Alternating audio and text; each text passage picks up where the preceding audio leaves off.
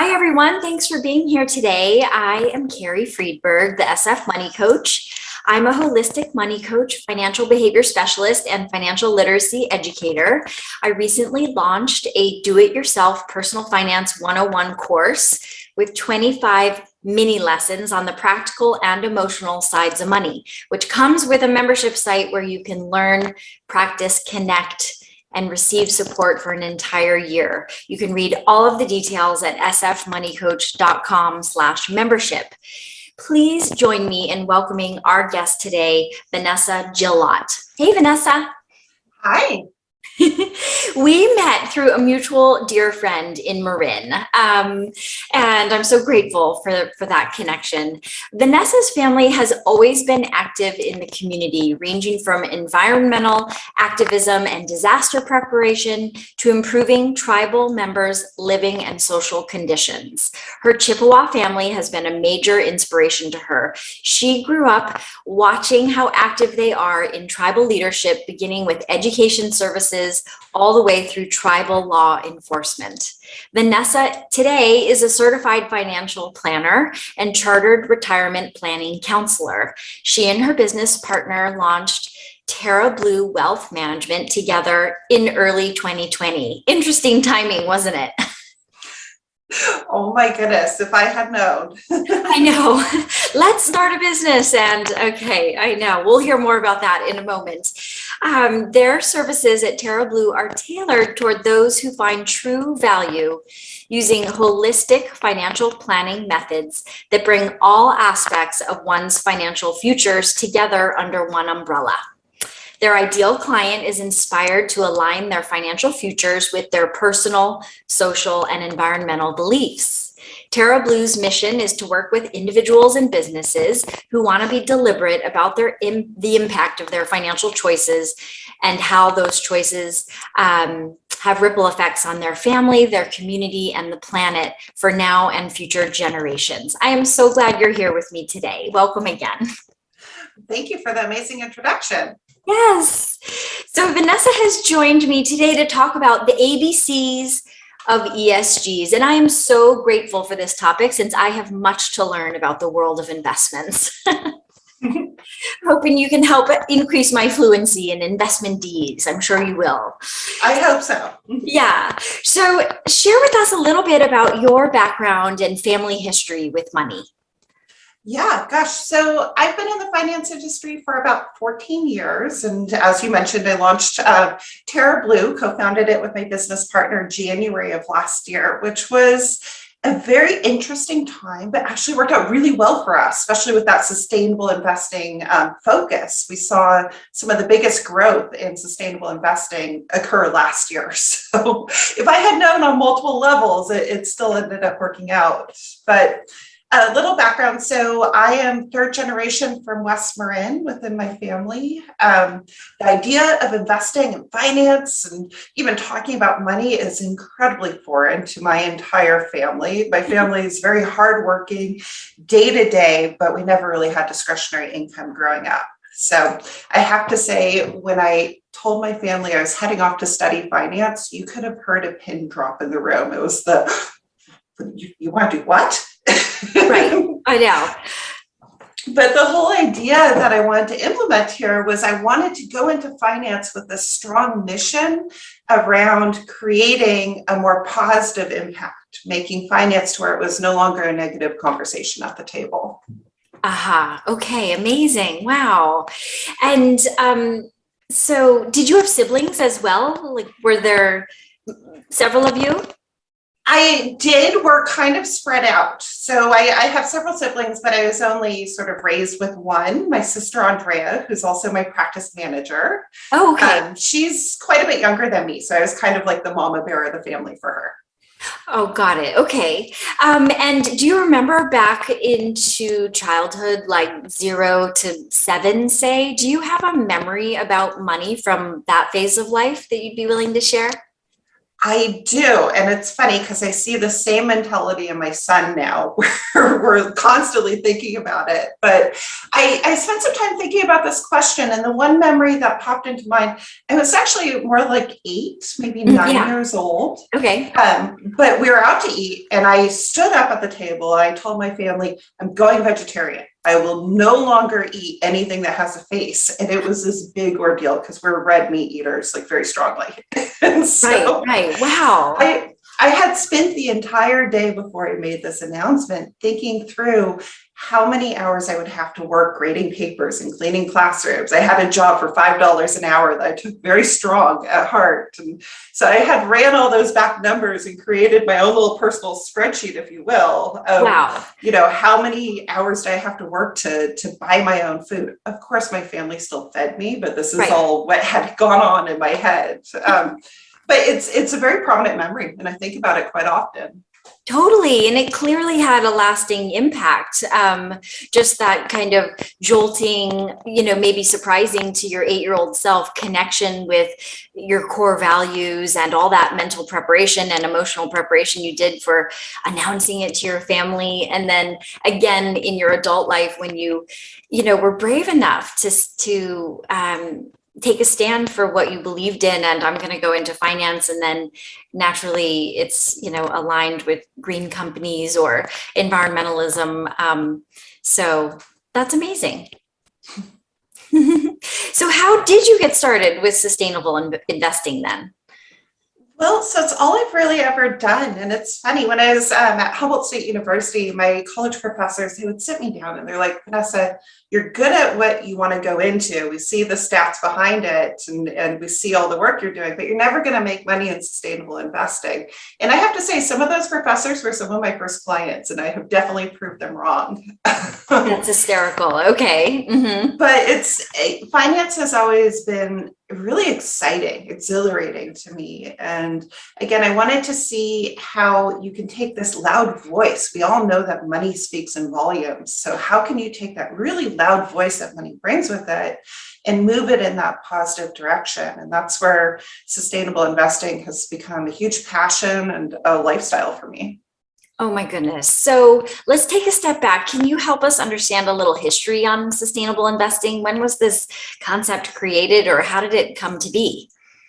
Yeah, so sustainable investing has always been around, but it really became more forefront and talked about mid-60s, I would say. And so it's interesting, the evolution of sustainable investing. The first true term that we used was socially responsible investing, Okay. which was actually pushed through religion. And so you had the churches that were coming to the investment community saying, hey, we have all this money to invest, but we do not want to invest in what they call sin stocks. And so Oh my you gosh. had some of your first portfolios that were designed around this religious movement, where they were eliminating exposure to alcohol, tobacco, and pornography at the time. Mm-hmm. That later brought in weapons as well as we moved into the 80s. And so what was interesting was, if you look at some of those portfolios that were originally designed, you could still have exposure to, coal, for example, because we were really only focused on those sin stocks. Right. Wow. What that was called was, it was considered an exclusionary practice. We were excluding industries. And Okay. so because of that, there was a lot of issues around performance. The funds were costly to manage. Investment advisors would say you can't fully diversify because you've eliminated some of these exposures. Right. I always heard that too. Like, okay, you can choose from all of these popular, well-branded, world famous, companies to invest in, or like 5 other green companies. That's my naive memory of what you're saying. Right, which is really how it was back in the day. And so because of that, we've seen a huge evolution, which has made more availability for sustainable investing. And this evolution has moved from what's called an exclusionary to an inclusionary environment. Meaning, we'll include industries, but we want top of class companies in there. We want those companies to show that they're doing better. Got it. So how do investments actually impact the planet? So this is my favorite question because we can specifically measure it, and it's something that we haven't been able to do and wasn't compliance approved until really recently. But it's really interesting. So as an investor, you are a partial owner in the companies that you're investing in. Mhm. Therefore, as you invest in a company, you're investing in what they're doing, their operations. You are personally helping support that company. So I think it's important to understand what companies you're supporting. Right. With that said, there's ways that we can measure your personal investment dollars and what's within them. So for instance, we can see within your investments, what percent is directly invested in weapon manufacturers or private prisons. Oh, wow. We can also do an analysis using one of the more recent tools that shows if you move from portfolio A to portfolio B, how many less asthma attacks there will be in the next 10 years. You can get very detailed on this at this point, given the information. Wow, that's totally fascinating. Okay, and are these like algorithms or proprietary tools you have at your firm, or There are tools that are available. As You Sow is one of the biggest resources out there for sustainable investment data. Okay. And so we can pull the data from their company to show true impact. Okay, thank you. That's really helpful. So what should we be thinking about sustainable investing today? Meaning the definition? Yeah, or why should we be thinking about it? Yeah, so it's kind of a loaded question. And so thinking about sustainable investing today, I think is more important than ever. And I think we're a little behind the curve here. You know, we've seen climate change sort of thrown in our face more and more year over year. We saw some of the biggest fires last year, as well as COVID and everything else on top of it. Right. And so I think there's that environmental demand, but also the social demand to start having more corporate responsibility. Yes. So I think that's what makes it incredibly important and timely. And we're also seeing that demand grow. Yes. I mean, you already referenced like it worked out with launching a business, a kind of, may I say, boutique investment firm, focusing on ESGs, period, which you'll define for me in a moment.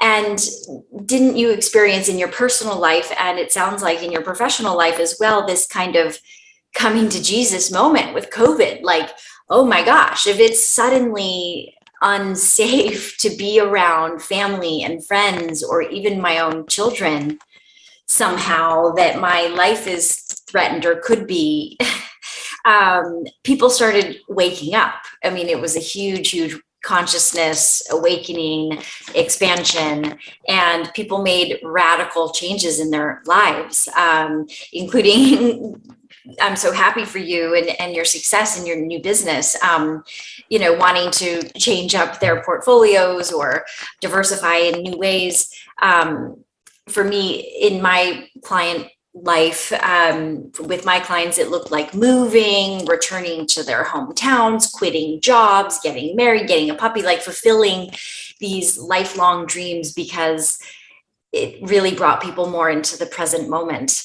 And another way I've seen this movement is with the banks that people choose for their checking and savings. And you know that that's the level I work with people on. And rather than the big, people got curious and they started hearing more in the news and from friends and other trusted advisors in their lives, mentors, colleagues, that the big corporate bank they've been at for 10, 20 years, that their mission and where those investment dollars actually go wasn't working for them, oil drilling and this and that. And so people were making moves into more local banks and community banks. And then in terms of financial wellness, I work with them, on how to make that work and what tools did they offer, and can you download your transactions, and is it compatible with your software? And so there are always nuances to work on with people, but it's just an interesting thing that I have seen as well, more and more of those conversations for me too, since 2020. I mean, it's so true. It's that sort of come to earth moment of life is precious, and what we know as normality can change very quickly. So what's important to us? Yes, exactly. So what is an ESG? What does that mean? Yeah, so ESG is an acronym for the analysis that you go through when you're choosing responsible investments. And so the E of ESG stands for environment. So what's the environmental footprint of a company? And for that inclusionary portion, we're looking at how are they improving that? How are they limiting their footprint year over year? Right. The S stands for social. And so social is really looking more at the workplace. So within a company, how are they treating their employees? Are they paying livable wages? Are they giving people of different nationalities or different genders advancement options and paying them equally? Yes. And then the G stands for governance. So corporate responsibility. Are there potential litigation issues? Are there issues like Me Too and so forth where, there may be scandals? Okay, wow. So that seems like a lot of research that you have to do on, say, one particular company or stock. Is that part of your service? I mean, how do you know all of that? How do you find out all that information?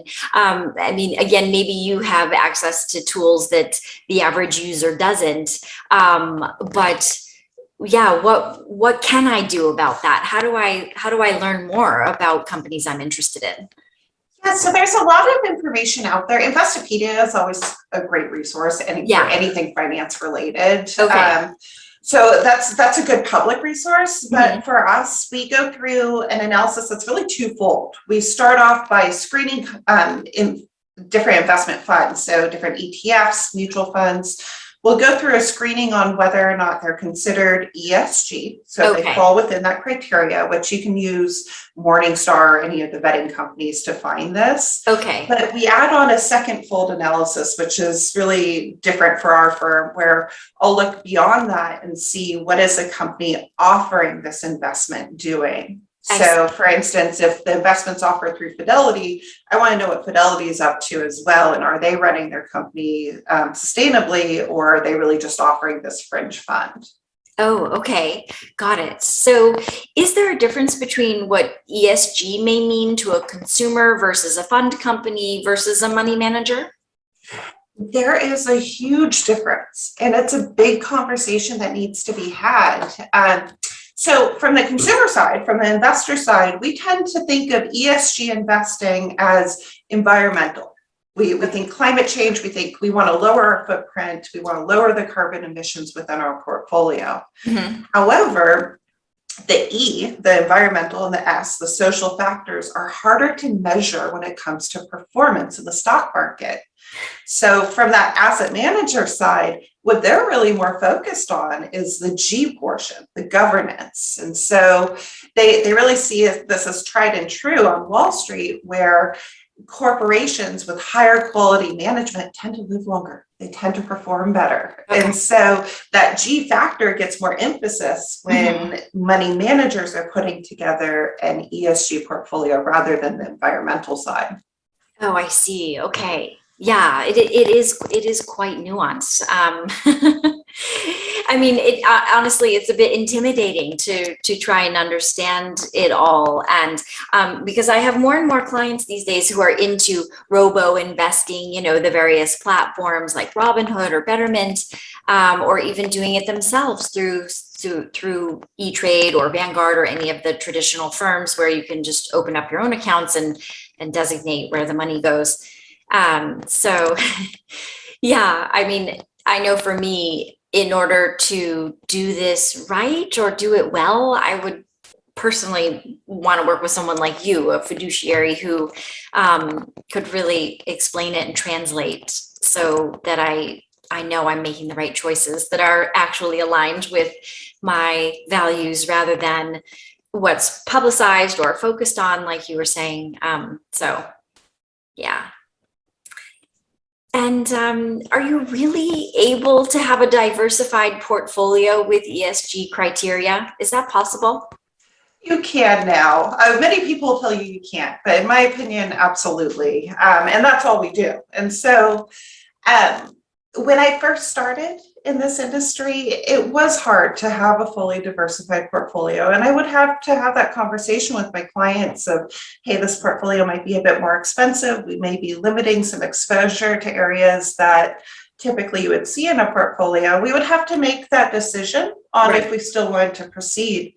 But at this point, there's so many different options and there's so much consumer demand out there that we really have a huge array of investment vehicles that we can use to create a diversified and cost-effective portfolio. Okay. So how many? Like hundreds now?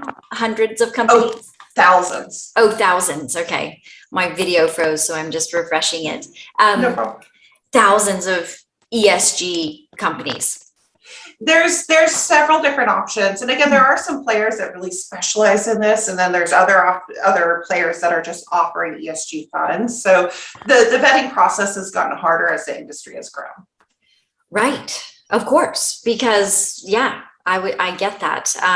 Again, it comes back to the nuances. So all the more important to have a trusted advisor to guide your decision making, and someone like you who's trained and has expertise in this area in ways that I am either not interested in or I never will, you know.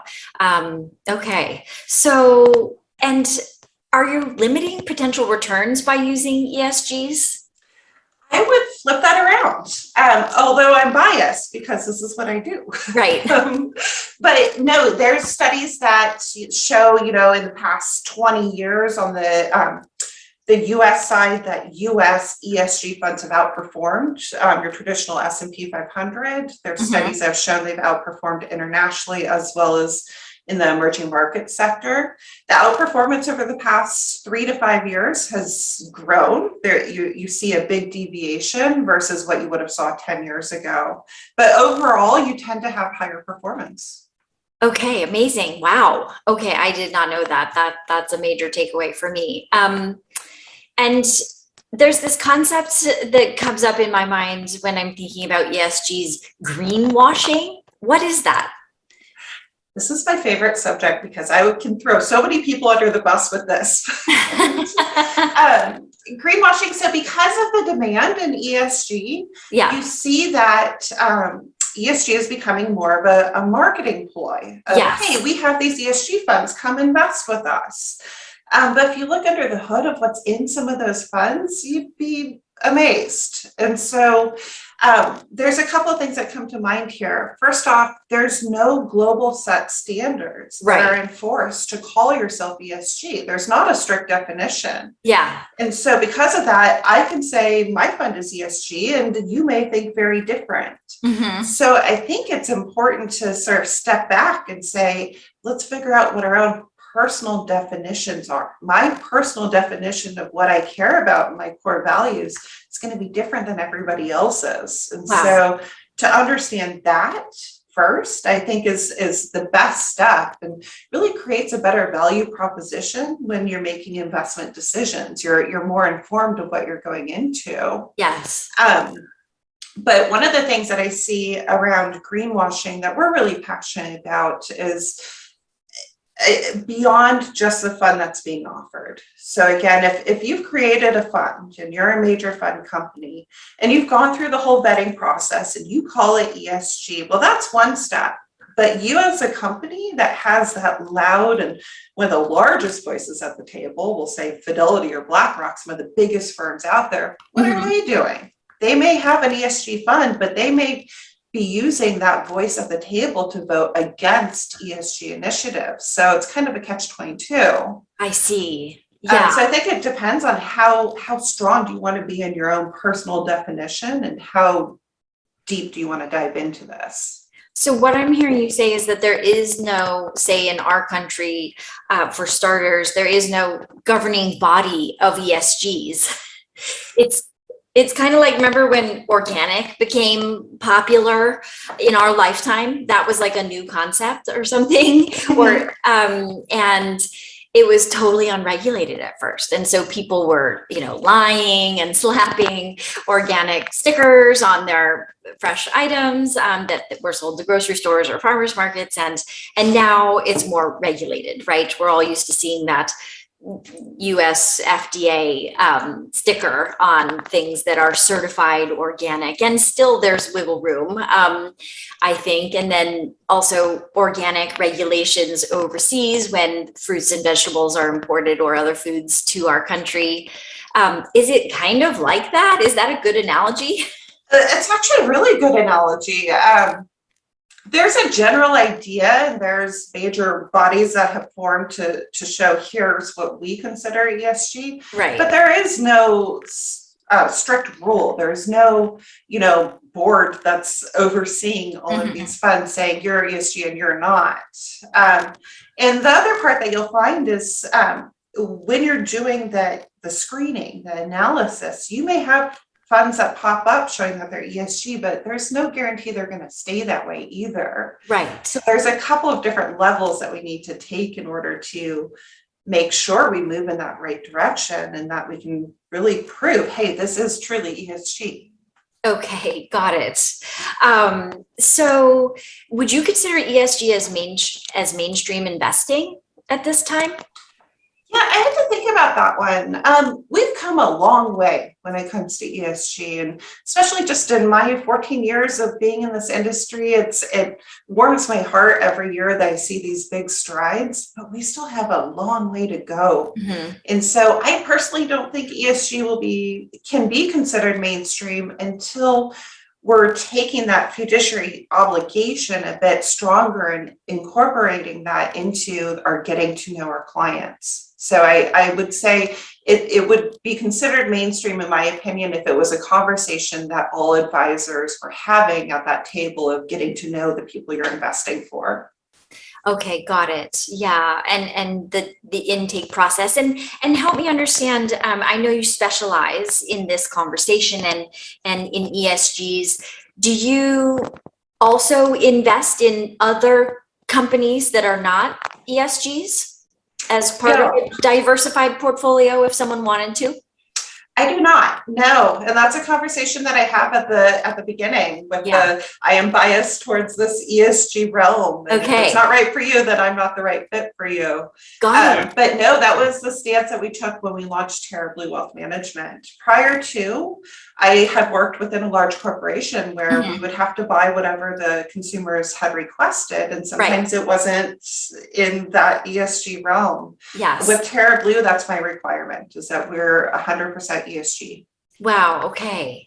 That is a very powerful stance. And let's go back to COVID, because today, let's see, it's the end of September 2021, and it's the post-vaccination world. So there's a way that it feels different yet the same, and we're still masking, and there are breakthrough cases, and that's what's happening right now. If someone is listening to this recording later, how do you think COVID has affected the world of sustainable investing?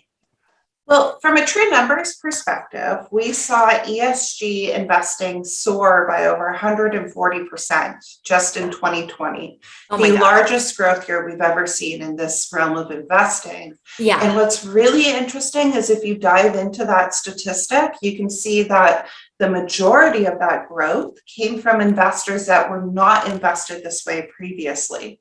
So we saw a shift from core funds to ESG funds. And I think there's many factors that played in there. We had a year of unrest. The whole world was pissed off last year. We still are. Yes, and traumatized and in grief, and yes. Exactly. And so, we saw firsthand the impacts of our world slowing down. Right. We saw some of the best air quality in China that we've ever seen. Weren't those maps just unbelievable? Yeah. It's amazing. We saw COVID target lower income classes. We saw COVID affect different nationalities far more than others. And we saw who profited from COVID and who is now considering the next move if they can keep a roof over their head. So I think the effect of COVID has been a worldwide wake-up call, really. Okay. Yes, exactly. I have chills. I think my own investment portfolio needs some addressing. Um, so, I mean, I'm sold. Your story and stance is so inspiring. You're just all in. And like you said, it's since age 8 has been aligned with your values. And yeah, I mean, I even feel emotional about it. I'm really impressed. And so, like, if say, take me, for example, I don't really know what I'm invested in. I confess. And so how do I go from wherever I am, finding out where I am, to buying in, shifting things, adopting a sustainable portfolio? What are some of the challenges I can anticipate? Well, so one of the big challenges is unfortunately an industry issue where we tend to be, I call it an old male pale world, where the finance industry is slow moving and slow to adopt, and that can create a major barrier to entry. Okay. Especially for female advisors Mhm. or female consumers, unfortunately, because many times they're not invited to those meetings where decisions are being made. Right. One of the areas that I usually recommend people start with is ask whatever firm you're with, even if it's an online firm like Betterment or Right. Wealthfront, Yeah. ask for an impact report.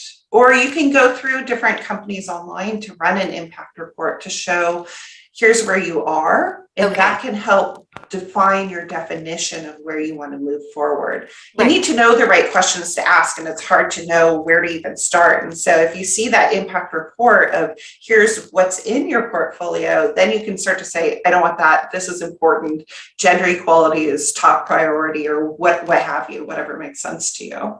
Okay, wow. So I've never even heard the phrase impact report. So this has been so incredibly educational. Is there anything that we missed about ESGs for an absolute beginner to get started?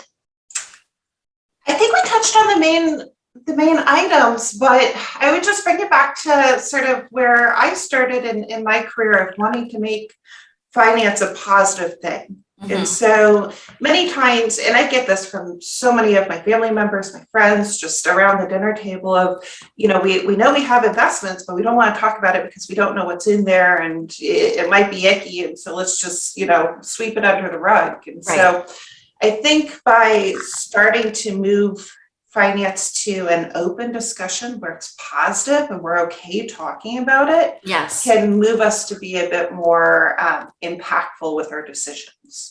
Okay, I love it. Oh my gosh. So, if our listeners want to learn more about you and your firm, how can they find you? What are you up to in your business now? I'm up to all kinds of things. Yeah, tell us. Yeah. So you can look us up. Our website is terrabluewm.com, and my name's Vanessa Jilot. You can read about our bios, our company, our mission within that website. And then we offer different beach cleanup events, different online webinars, lunch and learns. We'll have many different events as the world starts to open up too. So check out our events calendar to really get involved. Okay. Oh, I'm gonna do that too. And you have like announcements in a quarterly newsletter or something people can subscribe to? We do, yeah. So on that events website, or Okay. the part of my website, that's the events page, you can go on and sign up for our newsletter. The Okay. newsletters, we're really passionate about it. We tend to feature one of our clients or colleagues in there and show the impact that they're doing and send off resources and suggestions. Fun. That's so great. And do you offer like a free consultation to people, a meet and greet type of meeting? We do, yeah. Yeah, so we'll offer an introductory phone call, and Yeah. if we want to proceed from there, we'll do another complimentary consultation, which is usually an hour long. We'll do a deep dive and give you some base recommendations and suggestions on how to proceed. Nice. Okay. And I also wanted to clarify that your website, TerraBlue, WM as in wealthmanagement.com. Exactly. Okay, perfect. So thank you, Vanessa. This was really fun. Yeah, thank you, Carrie. Very educational for me. And with that, we're out of time. Thank you again for tuning in, and please acknowledge yourself for taking time today to learn, practice, connect, and receive support about money. I am Carrie Friedberg, the SF Money Coach. You can contact me and find information about my coaching practice, Personal Finance 101 course, and financial literacy membership site at sfmoneycoach.com. Please reach out if you have any questions or comments. I'd love to hear from you. We'll talk soon. And with that, we're out of time. Thank you again for tuning in, and please acknowledge yourself for taking the time to learn, practice, connect, and receive support around money. I am Carrie Friedberg, the SF Money Coach. You can contact me and find information about my coaching practice, online course, and financial literacy membership site at SF, as in San Francisco, sfmoneycoach.com. Please reach out if you have any questions or comments. I'd love to hear from you. We'll talk soon.